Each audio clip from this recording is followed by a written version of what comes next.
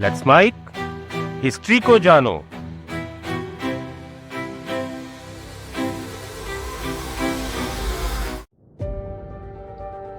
दिल्ली से लगभग 250 किलोमीटर की दूरी पर मौजूद है एक ऐसा शहर जहां से बैठकर मुगल बादशाह अकबर ने हिंदुस्तान की हुकूमत संभाली। यह वो शहर था जिसने न सिर्फ अकबर को शोहरत दिलाई बल्कि अपने साम्राज्य के वारिस से भी नवाजा। इस शहर में आज भी मुगलिया सल्तनत के निशान मौजूद हैं और इन निशानों में सबसे बड़ा है यहां मौजूद एक दरवाजा जो दुनिया का सबसे ऊंचा दरवाजा है। इस दरवाजे का नाम है बुलंद दरवाजा। यह फतेहपुर का एंट्री गेट है और इसकी खासियत है कि इसके गेट पर अकबर ने ईसाई धर्म की लाइंस लिखवाई। आप में से बहुत से लोगों ने अंदाजा लगा लिया होगा कि मैं बात कर रहा हूं अकबर की पसंदीदा राजधानी फतेहपुर सीकरी के बारे में।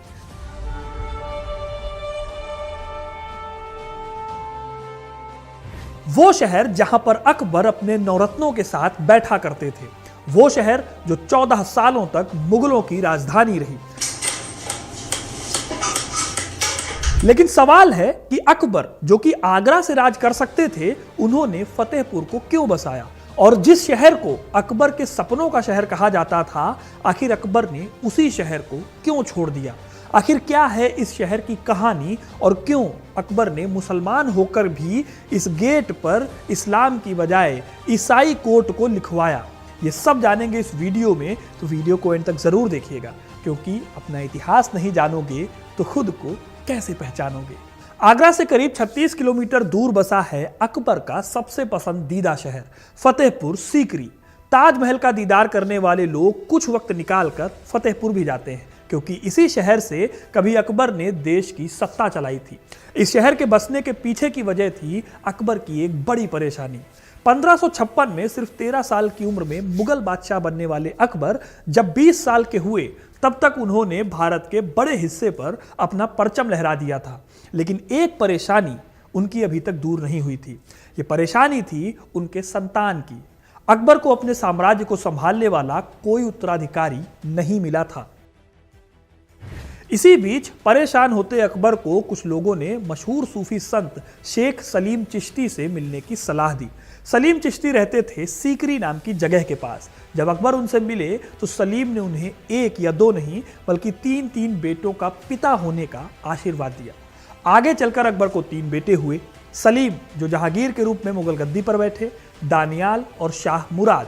इस तरह अकबर की मुराद सलीम चिश्ती ने पूरी कर दी थी। यही वजह है कि जब जहांगीर के जन्म के 2 साल पूरे हुए तो साल 1571 में अकबर ने इस शहर को डेवलप करना शुरू किया। अकबर ने सलीम चिश्ती के सम्मान में जहांगीर का नाम सलीम रखा था।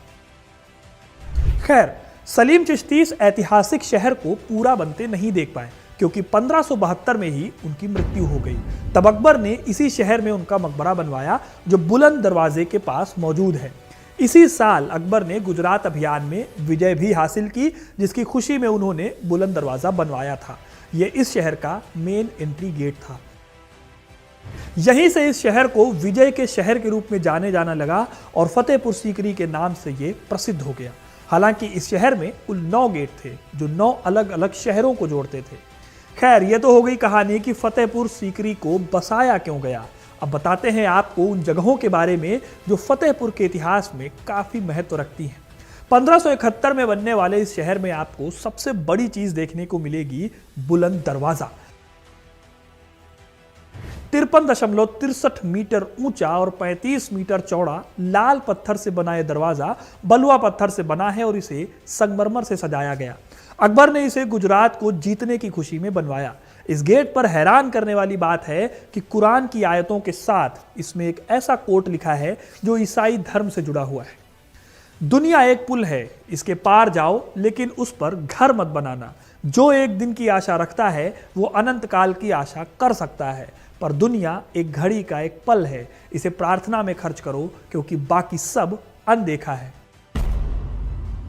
ईसाई धर्म से जुड़ी इन लाइंस को अकबर ने क्यों लिखवाया, ये आज भी लोगों को नहीं पता, लेकिन ये इतना जरूर बताती है कि उम्र बीतने के साथ अकबर ने सभी धर्मों को समान रूप से देखना शुरू कर दिया था। बुलंद दरवाजे के अलावा अगर आप यहाँ जाएंगे तो आपको काफी अलग अलग जगहों के आप गवाह बन सकते हैं, जैसे कि यहाँ का दीवाने आम और दीवाने खास। दीवाने आम में अकबर आम आदमियों से मिलते थे और उनकी समस्याओं को सुनते थे। कहा जाता है कि दीवाने आम के सामने ही मौजूद बाग में वो सजा का ऐलान भी करते थे। यहाँ अपराधियों को हाथी से कुचलवा कर मौत की सजा दी जाती थी। यह मध्यकाल में क्रूरता से सजा देने का एक तरीका था। वहीं दूसरी तरफ दीवाने खास भी यहाँ मौजूद है। ये अकबर का कॉन्फ्रेंस हॉल था। यहाँ पर अकबर अपने करीबी सलाहकारों से सलाह मशविरा करते थे। यहाँ पर अकबर ने एक बेहद खास ढंग से एक पिलर पर अलग अलग धर्मों की चीजों को उतारा। ऊपर की ओर का डिजाइन जैन धर्म से जुड़ा है, वहीं जिग-जैग लाइन है वो पर्शियन रिलीजन को दिखाता है। इसमें बड़े आर्क के माध्यम से मुस्लिम्स को दिखाया गया है और छोटे आर्क बनाकर ईसाइयों को रिप्रेजेंट किया गया। खड्ग को दिखाया गया सिखों के लिए और कमल बनाकर हिंदुओं को रिप्रेजेंट किया गया। इन सब के नीचे गौतम बुद्ध का एक क्राउन बना हुआ है जो बुद्धिज्म को दिखाता है। इस तरह से अगर आप देखो तो अकबर ने यहाँ सभी धर्मों को एक साथ शामिल किया। अगर आपको याद हो तो यही अकबर के दीन इलाही धर्म की भी नींव थी। हालांकि आगे चलकर यह धर्म विलुप्त हो गया, लेकिन यह पिलर अकबर के द्वारा शुरू किए गए दीन इलाही धर्म का एक सिंबल है जो आज भी देखने को मिलता है। खैर, फतेहपुर में और भी ऐसी जगहें हैं जो आज भी इस शहर की समृद्ध विरासत को बताती हैं। अकबर के टाइम पे यह शहर साम्राज्य का सांस्कृतिक, वाणिज्यिक और प्रशासनिक केंद्र बन गया था। 1580 ईस्वी के आसपास इस शहर की कुल आबादी लगभग 25 लाख थी। 1585 के आसपास शहर का दौरा करने वाले अंग्रेज यात्री राल्फ फिच बताते हैं कि आगरा और फतेहपुर दो महान शहर हैं। ये दोनों ही लंदन से कहीं ज़्यादा बड़े और बहुत ज़्यादा आबादी वाले शहर हैं। लेकिन आज दोस्तों ये शहर खंडहर हुआ पड़ा है।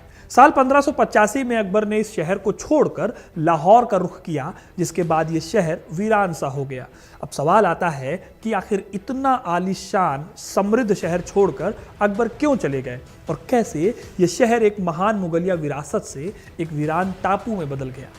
साल 1610 में फतेहपुर घूमने वाले विलियम फिंच नाम के ब्रिटिश ट्रेडर ने लिखा कि अकबर की मृत्यु के तुरंत बाद यह शहर पतन की ओर बढ़ गया। ये एक बंजर रेगिस्तान में बदल गया था, जहां से रात में गुजरना बहुत खतरनाक हो गया था। इस शहर को छोड़ने के पीछे इतिहासकार कई वजह बताते हैं। इसमें सबसे बड़ी वजह मानी जाती है कि इस शहर में पानी की कमी हो गई थी। हालांकि दोस्तों ये पूरी तरह से सच नहीं है। एक कहानी कही जाती है कि जरीना नाम की एक नर्तकी के श्राप की वजह से यहाँ पर मौजूद पानी के स्रोत सूख गए थे, लेकिन आज इतिहासकार इस बात को नहीं मानते। उनके हिसाब से सीकरी में पानी की कभी कोई समस्या थी ही नहीं। साल 1527 में राणा संग्राम सिंह के खिलाफ लड़ाई के दौरान बाबर ने यहाँ शिविर स्थापित करने का फैसला ही इसलिए किया क्योंकि सीकरी में पानी की अच्छी व्यवस्था थी। इसके बाद अकबर ने भी यहाँ झील बनवाकर पानी की कमी को खत्म कर दिया था। इतिहासकार नदीम रिजवी का तर्क है कि शहर में अच्छी खासी मात्रा में पानी मौजूद था। झील के अलावा शहर में कई दूसरे तालाब थे और इसके अलावा कम से कम 13 बावड़ियां और 8 तालाब थे। इसलिए इस तर्क को नहीं माना जा सकता कि इतना समृद्ध शहर पानी की कमी से बर्बाद हो गया। कहा जाता है कि जुलाई 1585 में अकबर के सौतेले भाई मिर्जा हकीम की काबुल में मृत्यु हुई। वहीं दूसरी तरफ फारस के शाह और बदख्शां के उज़्बेक शासक के साथ साथ नॉर्थ वेस्ट में अकबर के लिए चैलेंजेस खड़े हो गए थे। इन सभी को जवाब देने के लिए अकबर ने शाही गद्दी यानी राजधानी को लाहौर में शिफ्ट किया। अगले 13 सालों तक उसने वहीं से शासन किया। इससे अकबर को पंजाब, काबुल, निचले सिंध के हिस्से को, कश्मीर को और कंधार सहित आसपास के सभी एरियाज को मुगल नियंत्रण के अंदर लाने में मदद मिली। अकबर यहाँ 1598 तक रहे, लेकिन दिक्कत तब हुई जब वापस आते वक्त उन्होंने फतेहपुर आने की बजाय आगरा की ओर रुख कर लिया। इतिहासकार मानते हैं कि असल में अकबर ने कभी भी फतेहपुर सीकरी को एक परमानेंट शाही राजधानी बनाने की सोची ही नहीं। वहीं जब वो लाहौर से वापस आए तो उन्हें लगा आगरा से दक्कन की पॉलिटिक्स को संभाला जा सकता है, आसान काम है। और वैसे भी आगरा एक समृद्ध शहर था और कई सालों से राजधानी के तौर पर डेवलप हो चुका था। इसलिए अकबर ने फतेहपुर को छोड़ दिया। लेकिन दोस्तों सिर्फ ये एक वजह नहीं बताई जाती इस शहर के पतन के लिए। इतिहासकार मानते हैं कि धर्म को लेकर अकबर के बदलते रुख ने भी इस शहर को पतन की ओर धकेला। 1585 आते आते अकबर का सूफीवाद से रिलेशन काफी कम हो गया और उन्होंने अजमेर की तीर्थ यात्रा पर जाना भी बंद कर दिया था। इसीलिए यह शहर धीरे धीरे पतन की ओर चला गया। हालांकि ये डिक्लाइन एक साथ नहीं हुआ, बल्कि ये कई सालों के प्रोसेस का एक रिजल्ट था। फतेहपुर का पतन असली तौर पर शाहजहां के बाद हुआ। जहांगीर और शाहजहां के टाइम पर भी पूरी तरह से ये शहर खत्म नहीं हुआ था। 1616 से लेकर 1624 तक जब आगरा में बुबेनिक प्लेग फैला तो जहांगीर ने 1619 में 3 महीने यहाँ बिताए थे। उनके बाद शाहजहां ने भी फतेहपुर सीकरी में कई यात्राएं की। 1628 में जब वो सिंहासन पर बैठा तो उसका वजन तोलने का समारोह यहाँ हुआ। 1635, 37, 1643 और 1644 में जब आगरा में प्लेग फैला तब हर बार दिल्ली या लाहौर की जगह शाहजहां ने फतेहपुर में शरण ली। अकबर के महल के बाहर शाहजहां का भी महल वहीं मौजूद है जो शाहजहां ने अपने लिए बनवाया था। हालांकि शाहजहां के बाद ये शहर धूमिल होता चला गया और फिर जब 1803 में इस शहर पर अंग्रेज़ों का कब्जा हुआ तो उन्होंने इसे एक प्रशासनिक केंद्र की तरह डेवलप किया। लेकिन दोस्तों, शहर की इंपॉर्टेंस खत्म होने की वजह से यहाँ की आबादी भी घट गई। 1901 में यहाँ की आबादी बस 7 से 8 हज़ार रह गई थी। वहीं आज के टाइम पर भी अकबर की इस राजधानी की आबादी महज 30 हज़ार के आसपास है, जो 1580 के 25 लाख की आबादी के आगे कहीं नहीं ठहरती। इस तरह से अकबर का पसंदीदा शहर तबाह हो गया या पतन के कगार पर चला गया और एक खंडहर बन गया। आज भी इस शहर को लोग देखने जाते हैं, हजारों लोग इस शहर का दीदार करते हैं। तो दोस्तों, ये थी कहानी फतेहपुर सीकरी की। आपको ये कहानी कैसी लगी कमेंट करके ज़रूर बताइएगा। वीडियो को लाइक और शेयर करना ना भूलें और ऐसी इंटरेस्टिंग कहानियों के लिए, इतिहास से जुड़े रहने के लिए हिस्ट्री कनेक्ट को सब्सक्राइब ज़रूर करें। धन्यवाद।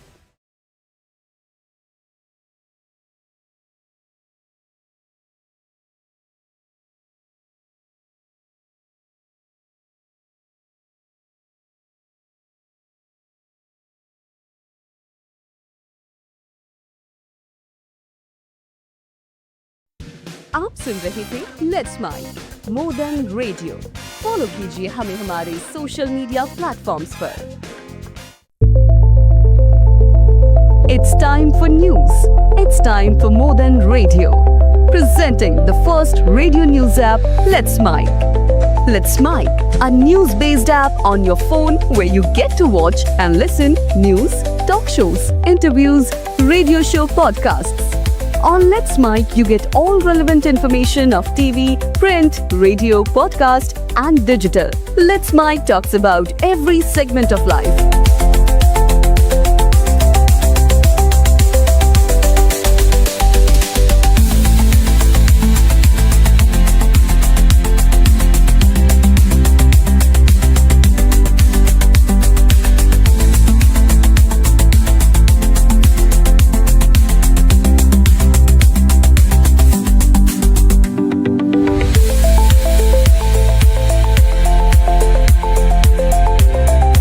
Download the app now from Play Store. Available both on Android and iOS mobile phones. Follow us on YouTube, Instagram, Twitter, LinkedIn, Facebook, Telegram, WhatsApp, Snapchat. Let's talk, let's connect, and let's mic.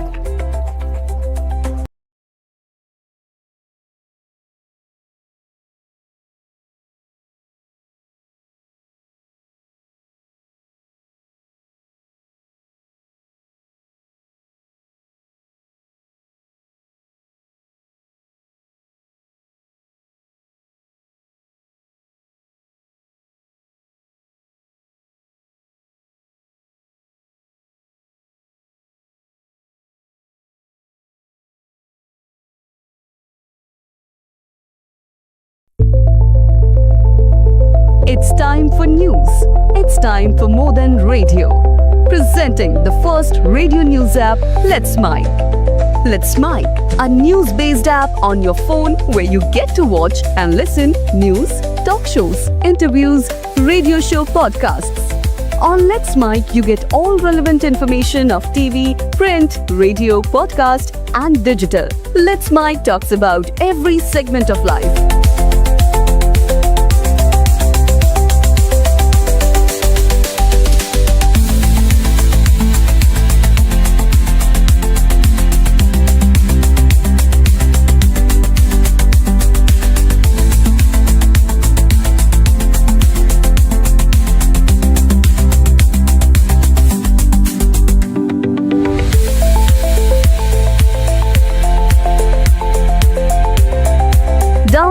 now from Play Store. Available both on Android and iOS mobile.